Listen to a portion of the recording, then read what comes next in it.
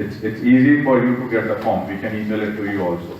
The question is coming back to us because you will not be able to load that form on TT Drizzling single entry window until unless we create a portal for you, because if that ship is coming to say Bahamas, they will not have access to single entry window in Trinidad, right?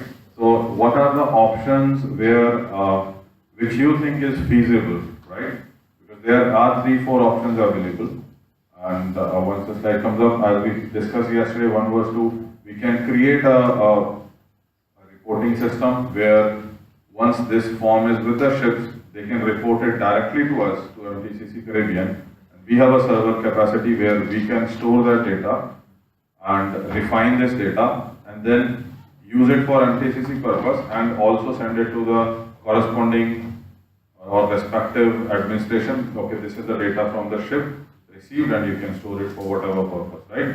So if that works for you, or you would like them to report through a single entry window, however it works for you, and then you report it to us, because those are the kind of things which we need to refine to have a smooth data reporting system or data collection system. Because sharing of form, the form weekend is available, but how you have to use that form in future, that's a question. Why don't we all have a uniform system for the entire region?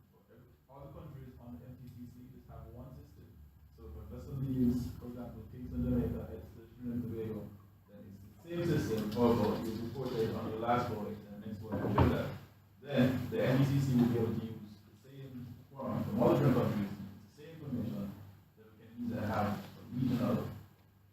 Okay. So I got your point. When we see that cannot happen until unless we all agree on a regional reporting system. Right? And the second thing is, because we started with a pilot to pilot where ships agents were involved.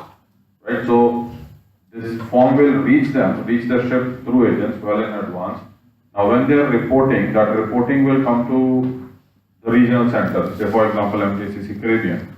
We have a server capacity, we can receive on it, right? The question is whether it will be acceptable to the administration, right? I think what in theory it sounds wonderful to create this regional reporting system, but the reality is the acceptance and the creation of this regional reporting mechanism requires some sort of legal or institutional intervention by the maritime administrations themselves.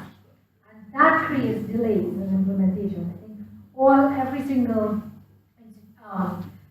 state represented here today identified the slow pace of legislative reform.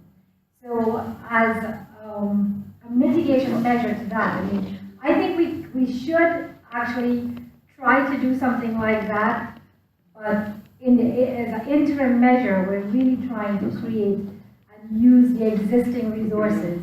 Because if we were to wait to create this regional reporting mechanism, the project will be over in 2019 and we probably are not going to have it. Unless, of course, there is some sort of voluntary mechanism that we can commit to as private sector entities. But public sector entities have to be guided by the legislation that enable them. So that's the difficulty in definitely we'll take it as a recommendation coming out, and we can leverage the CMOU for that again. But right now, in order for us to make progress in terms of determining the emissions within the Caribbean region, we need to find mechanisms that will work with the existing institutional outlay. I mean, I'm open to other suggestions, and if you think that we can't create a regional mechanism within a year, anybody's optimistic that we can? Even if it's not a challenge again, but that cannot happen without active involvement from stakeholders. Because still the form has to reach the ship, somebody has to tell the ship that they need to report this data when they are arriving. The only challenge where this part of here is, this is what is existing now. Anybody can get this form from TT Drizzling, right? How it comes back to MTCC or how it comes back to administration, That is the challenge. What is existing? We have no issues where you can tell your ships to report it, where as a stakeholder you take it from MTCC, send it to ships, and it comes back to the centralized data in MTCC Caribbean. So there is no challenge with that. Means the technology or the capacity is there. It's only whether, because when we are, again, as Vivian has highlighted, when we are speaking about the challenges among different administrations, is administration comfortable with it? Are you okay with that sharing of data or coming into it? If there is an agreement, it will not take to establish that reporting system, because the technology and capacity exists. It's only the challenges within the institutional framework, whether they are ready to do it or not. What we also have shared with our stakeholders as well, so far, maybe we can share it again, is the draft shipping notice. The notice that was publicized by our Maritime Administration, and I believe Bahamas has already indicated that they will be adopting it. So, again, we're using the existing framework to try to create that harmonized reporting. That's in terms of the data form as well. We sent it back for feedback from the stakeholders as well, and we incorporated it in version 2 of the form, and we got very valuable feedback from Jamaica as well with respect to that. So we probably wouldn't call it a regional data reporting system, so that maritime administrators would be like, well, we didn't agree to this, but we are trying to create one and a harmonized approach to it, using as far as possible the resources that is within the various administrations. The idea of sharing the data collection form during the regional workshop, where you all had feedback on that, plus sharing the second version is also being shared with the respective regional administrators. The reason is again, ships should not get confused that when it comes to Jamaica, this is the form they have to report, and when they go to Trinidad, this is the form they have to report. So idea is, even if we cannot agree on a regional reporting system, at least the form which ship is using within the Caribbean region is uniform. So they know anywhere we go within these 16 territories, we have to report this data for emissions. Right? So that is why again, each administration can have its own tailored approach. If you want anything to add to that form, we are open to it, because it may be, and that is why we said feedback from all administrators is so that we agree that this much data is sufficient and we keep a uniform approach. Because again, we have to look from operators' point of view also, that they are not confused like which form to be reported and which territory and all that, right? So this was the notice yesterday. So if we go down, you can see this was done on came in May with effect from 1st June, and there was an introduction given why do we need this data coming to reporting system. Go down, so reporting system gave effective date, what is the reporting arrangement very briefly, responsibility, who is responsible for this reporting. So ship's master or a person authorized by him or her, that is like ship's agent, is responsible for completing this report and ensure that reported information is correct. Shipping agent usually will upload this report on behalf of master through TTB link, because that was the case for Trinidad and Tobago. In your case, if either you have arrangement already where you can receive it, or they can upload to say a MTCC server or however it is suitable to you. And then going, what is the time of reporting, when they should report, the format of reporting, and non-compliance. So there we had put a kind of a punitive action there. Failure to comply with this reporting requirement can lead to delays in granting of departure clearance from MSD. Because when we spoke to our administrators, they say, okay, we cannot have any incentives as of now for participating in this, but we can suggest is when they come for port clearance and if we are aware that they have not submitted this data, we can ask them questions and it can delay their departure. It's like what works within your territory, you know it well, and as you know, shipping agents are lucky because they are, even before as an administration or as a port state, we know a ship is arriving, they already know that a ship is arriving, because they will come to you as administrators that, okay, my ship is arriving with so and so date and all that information. We have to engage stakeholders, including, and that's what now, I'll bring that slide after lunch, where you will have the name name and contact detail of energy efficiency focal point designated within your administration, and that would be the key point of person or point of contact for all energy efficiency related activities within your administration. And I think that is an achievement in itself, because once a person is dedicated for that purpose, so we know that what activities needs to be done, how the data is being collected, what is working in, what he is doing to engage the stakeholders within the administration. I'll share that, and then if you have any challenges or issues, you can pass it through him or her to MTCC. Any comments on that? In hindsight, in Jamaica, the system is a little bit different from our country, because the port authorities is different from the Maritime authority. And it's a pity that we didn't have a representative from the port authority here. I am assuming that there's none here.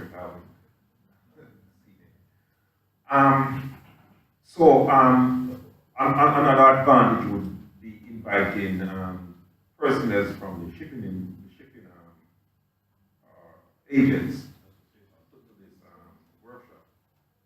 But what have to happen here, I think, is that we'll have to arrange maybe a whole workshop with them and get them on board. The legislative trade in Jamaica stands still, so we have to forget it and think about making it a legislative requirement. Voluntary participation is the best way out. And the best department in Jamaica to get this done is actually the Port Authority. So I think that's the way we are in Jamaica have to go, dealing with the port authorities and the shipping agents to get involved, and also to show them the purpose and the benefit of getting this data, the efficiency of ships and making things much easier. So I think that's our challenge here to get it done. But I think in the interim, port state inspectors going on board can also assist in spreading the word and saying, look, this is a system that we will implement. It is voluntary, looking for your participation, and maybe a flyer saying the purpose and the outcome of this exercise. And we can the flyer and the information of outcomes, we can create it and share with everyone. So when you're going, you can even guide them to the web page, or all that information where they can go. We have exactly that engagement of stakeholders, as you said, workshop for shipping agents or port authority involved. So one of the ideas is, when we go back, our next exercise towards data collection under pilot projects would be to do a webinar or a video conference with all the stakeholders, and we can, and that gives us efficiency also, because we don't have to collect all admins. We can just do one for Jamaica, where we can contact your energy efficiency focal point, where he or she will arrange a suitable date and time, and then we'll link up all the stakeholders and convey what we want to say. And it can be on an individual based exercise also. And where shipping agents as themselves, they want a clarification on the form or anything, again they can contact us directly, or one of our MTCC officers can run. It just takes about 15 to 20 minutes to go through the form and explain what exactly is required. Just a clarification I'd like from anyone. In Jamaica, your ports are all private sector, all of them. And so there's no regulatory oversight over them? The port authorities. Okay. Would it be useful to engage the port authority? As a, okay. So that might be.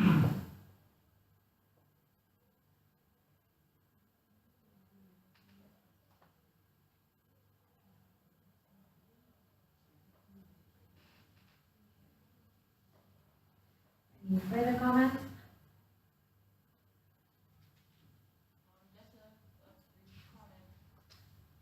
Just a reminder, the two persons who you said were standing in from ports, because they are private entities, would be your key persons right there to collect the data for those two institutions.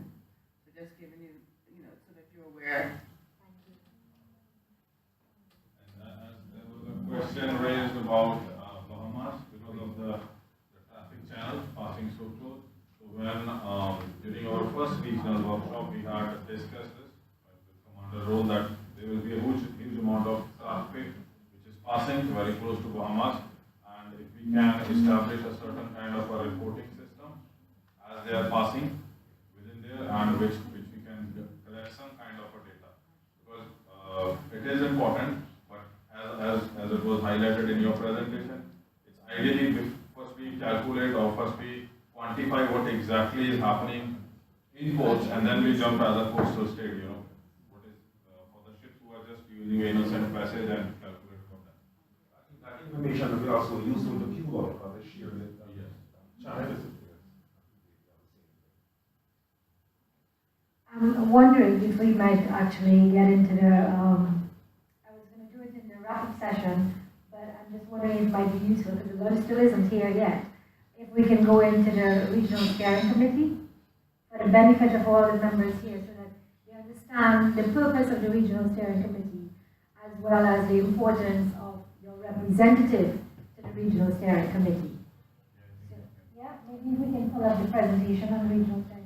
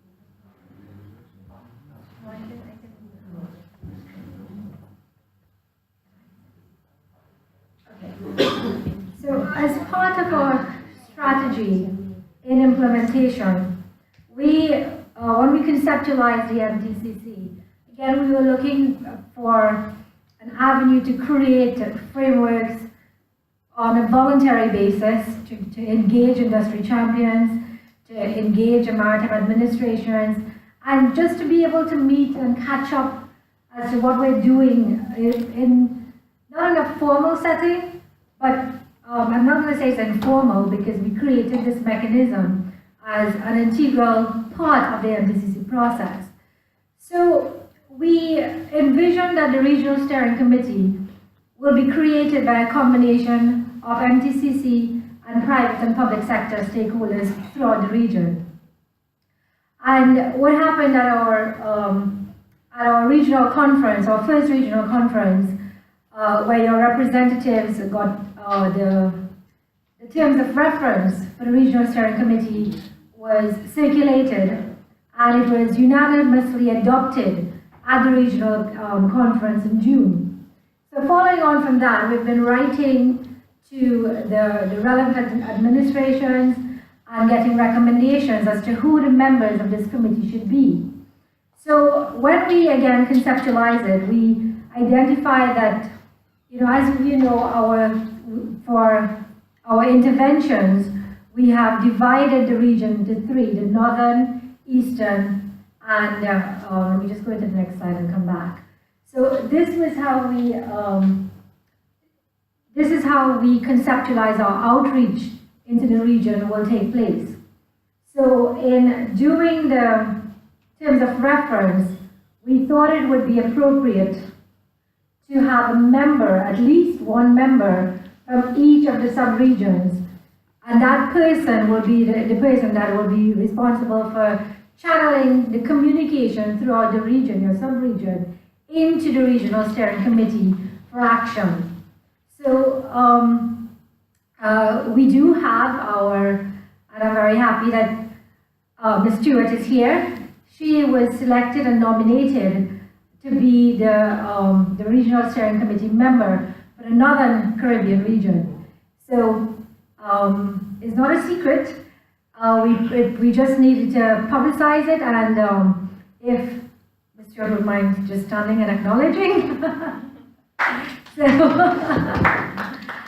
as a next step as well, I have asked her permission to share her details as well with you, so that we can begin the information sharing and the formal as well as informal dialogue with her as we progress into the next phase of consultation and information sharing. So we have a member from, as I said, the Northern region. We have another member from Antigua who will be our representative in the Eastern region. And in the Southern region, we were targeting Guyana for membership, but they are still, the official nomination is taking a while. They're still very much interested. So by default, we've asked the Maritime Administration of Trinidad to be the third representative for the Southern region. It's not that we weren't enthusiastic about having our own administration, but of course, you know, in terms of consultation and that link, it would have been useful to have another maritime administration sitting in there. But Barbados, again, resource constraints. I don't know how many of you know Ms. Blackman. She's the one person that is targeted for everything, so it was impossible to target Barbados because of that physical human resource constraint. So right now, in terms of the sub-regions, the representatives are from the maritime administrations, and we have Trinidad operating as essentially our default member. And we will still hold out for Guyana when the paperwork eventually comes through. Two representatives from non-governmental organizations with established interests in the maritime sector. We have been targeting the Caribbean Shipping Association. Again, feedback hasn't been, well, it just hasn't been. So we have been, our shipping association in Trinidad and Tobago is willing to step up, but the general manager is still trying to get the input from the Caribbean Shipping Association, because can you imagine that they are a very key stakeholder in this exercise. So we'll continue the outreach, and hopefully they will understand that this is an important initiative too. Two members of the maritime industry, and we were very happy to get volunteers from Bahamas, the two Bahamas ports who are actively participating. So that again supplements what is currently happening in Trinidad in terms of members of the maritime industry. And selected representative of MTCC Caribbean. Truth and in fact, all of the MTCC team will be a part of it, but you know, we didn't want the actual construct of it to be heavily weighted on the MTCC. So officially, while we're saying that it will consist of no more than 9 members, we've also had a request from Haiti to have a member sit on the Regional Steering Committee as an observer. So if any one of you are interested in being a part of the Regional Steering Committee, we're more than happy to facilitate your involvement. But as for the constitution of the committee and the official constitution, we're saying no more than 9 members. But as I said, if we have more input and more involvement, it just makes the team a little bit stronger. We've been through the sub-regions. So what do we expect the Regional Steering Committee to assist us in doing? To disseminate information on the project, such as our brochures, information on the pilot projects, MTCC events, all of these things, again, to building awareness with respect to this particular issue. To advise the MTCC on matters related to MTCC objectives. We are very open to hearing whether you think we're wasting our time, or what we can do better, or what we can do more efficiently. We are very open to that feedback, and we welcome it. To advise the MTCC Caribbean on regional priority issues related to climate change and shipping. Potential partnership opportunities for the project, because again, you all are the ones on the ground in your respective territories. You know, For us, it might be very difficult to do a physical due diligence if someone comes up and say, I'm an impressive stakeholder, and so we have to also be very careful about the information that's coming to us. So again, we rely on our representatives to be also a verifier of what is happening on the ground in the respective sub-region. If I can give an example of what happened to us when we were reaching out, a corporate entity essentially reached out to us and represented themselves as the representative of that country to the MTCC, only for our regional maritime advisor to say to us, "Is that so?" So we were like, well, we were very excited to get participation from this particular territory. And as it turned out, the Maritime Administration did not sanction this involvement. So people can create domain names that use your jurisdiction, and it can look very authentic. So again, as the regional representatives will be the one to assist us in verifying that sort of information and industry insight and intelligence from your respective jurisdiction, so that we're using it as a check on the integrity of the data and the integrity of our partners. We are also open. We have to find a way to sustain the objectives of the MTCC in the long run. The initial funding is for 3 years, and the university, it is anticipated, will continue to facilitate and host the institution, but funding for the MTCC and the sustaining of the objectives of the MTCC, that is also one of our mandates to ensure that this continues. So if there's an opportunity for us to reach out to further funding opportunities as we progress on our climate change mitigation in the maritime sector, we are very open, again, as to where you think we can pursue. I can tell you as a campus, we are also pursuing right now we spoke a lot on most of your presentations, also identified the dangers of greenhouse gases and emissions in port and the impact to human health and well-being at the ports.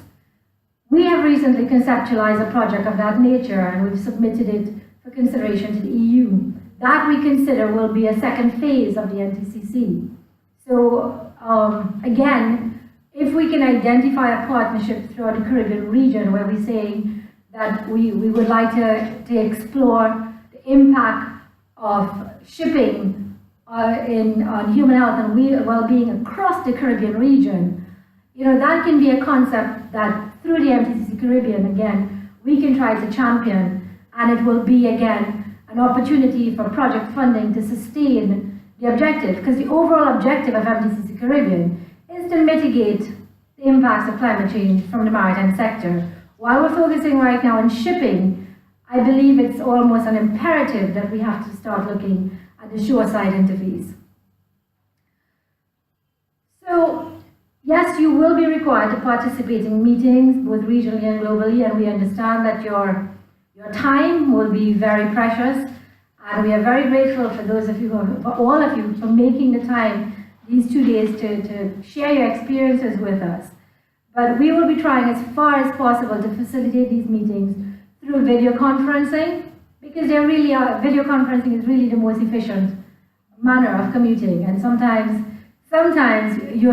you're able to just fit in that half hour or 1 hour at your desk, even if just to listen in. So we will be trying, we have the mechanism and the technology to facilitate video conferencing throughout the region for the purposes of the RSC and the MTCC project. We may also ask some members of the RSC, maybe they're identified to serve as technical experts for input activities on our pilot projects as required by MTCC Caribbean. So we've also identified through the presentation from Jamaica this morning a potential trainer that we may tap into for the purposes of the entire region again. So, I'm excited. We're targeting our first meeting of this Regional Steering Committee to be around the 12th of December. So we are really hoping that the representatives are available. because this will take it to the next step. This will take the engagement to the next step. And as I said in my presentation, my opening remarks, informal relationships are perhaps some of the most successful mechanisms for collaboration. Because you don't have to take the time, and you don't have to go through your boss, you don't have to go through 4 layers of bureaucracy just to say, we think this is a good idea. You know, so through these informal mechanisms, you know, we will push a bottom-up approach to communication and collaboration, while at the same time engaging, you know, the top approach as well. So while we said that we will communicate our meetings at least a month in advance, apologies, we have sent out our notice for our meeting today. So, because we realize that as we approach Christmas, it's going to be very difficult to get anybody. So accepting that, and I think they will forgive us for that little transgression. So, as with any institution, in order to ensure that things progress and to ensure that there's continuous follow-up on our activities, we also have identified our MTCC Secretariat, which includes Tevin, Michael, and Ms. Susan Balkran, who are the full-time members of the MTCC, will also serve as the permanent secretariat of the Regional Steering Committee. They will be responsible for taking the minutes, the agendas, the circulation. They essentially will be the co-secs of the Regional Steering Committee. And of course, they're located on our campus. I did say to them, there's no additional pay for this.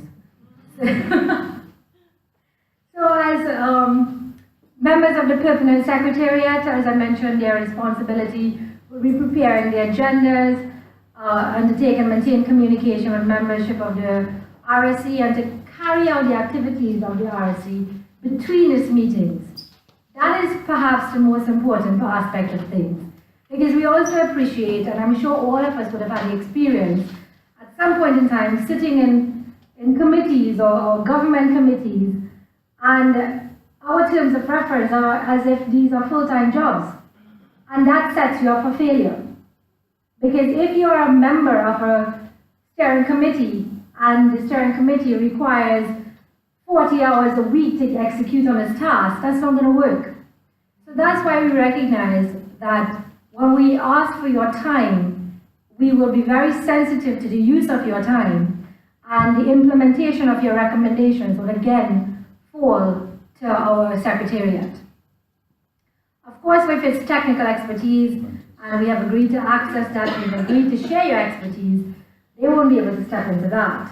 But in terms of execution and follow-up of your recommendations, that will fall to our MTCC officers, who are the permanent secretariat of the RSC.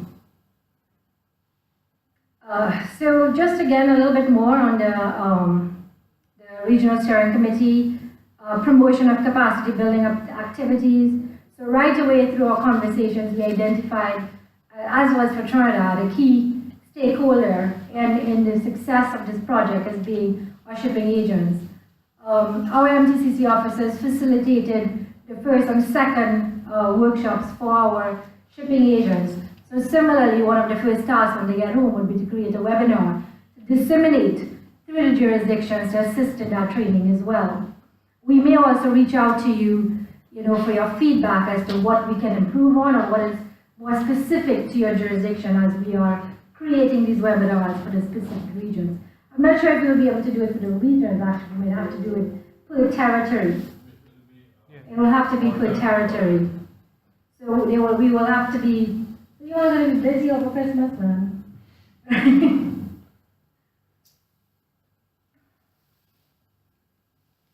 Right. So again, with respect to the Permanent Secretariat, they will facilitate the implementation of the activities within the regional scope, again ensuring that there's continuity of our recommendations. Because again, most of us will spare the time, make the recommendations, but we don't want to come back and be discussing the same thing 3 months later. So they will have the responsibility of ensuring progress on the recommendations as well. liaising with the maritime administrations, they're already doing that, so this is just an add-on specific to the regional steering committee. And, you know, to facilitate the cooperation and coordination with other MTCC centers, you know, we can't forget that this is part of a larger network that we have access to. In fact, when there is our first meeting of all the MTCCs is scheduled to take place in December. So when we meet in December, it will be the first meeting of all the heads and the technical leads of the 5 MTCCs. This represents an opportunity for the Caribbean region to be able to draw expertise from essentially throughout the 5 regions. So there might be opportunities in Latin America, there will be opportunities coming out of Africa. So I don't know if we shared, or if you visit the GMM website, you would actually see the projects that they're involved in. So I can ask, I think Captain Singh actually knows a little bit more about the pilot projects that are being undertaken in the African region. But essentially it's co-learning, and there might be lessons that we can learn with that. China is pursuing research with respect to vessel trimming. So all of these are opportunities to access information, to bring it back into the region. So, you know, it's not just the expertise within the Caribbean, but also as part of this network, there will be information sharing across the 5 MTCCs to the benefit of the respective regions. So when we meet in December, all 5 MTCCs are expected to sign memorandum of understanding for, again, information sharing and partnering with each other. That is reasonably expected, you know. So to the extent, because we actually started performing, Captain Singh was actually assisted MTCC Asia in their first regional workshop as a technical expert. But there are limits that we have to also accept as a lead in this project as well, in terms of our resource constraints. Because suddenly they were asking us to support all the different MTCCs, and as I mentioned, we are full-time members of the faculty. So we don't want our president to be like, hang on, what's going on here? Who are you all working for? Are you all working for the IMO, or are you all working for UTT? So, you know, in terms of those sort of cooperation, we also have to work within the constraints of the framework that we created, because we are hosted at the university, and our full-time faculty are primarily answerable to the university with time assignments to the MTCC. So, you know, there are some constraints, but I feel confident in saying that if the university sees the benefit, they will not stand in the way of, you know, additional requests of the staff. So that's in a nutshell where we are in terms of the regional steering committee. And as I mentioned, your representative for the regional steering committee is here. Feel free to feedback. I don't have an email in a slide yet. We were planning to have it in the feedback session, which we started the first part now, as we try to give the chefs some time. But it's ready? Okay, so I won't stand between you and lunch anymore, but what time should we reconvene? In 1 hour's time? 1:30. So we'll reconvene at 1:30. Where are we having the food? 7? Okay, the food will be, well, it is located across by the bar. You all know where the indoor bar is? Yeah, just across.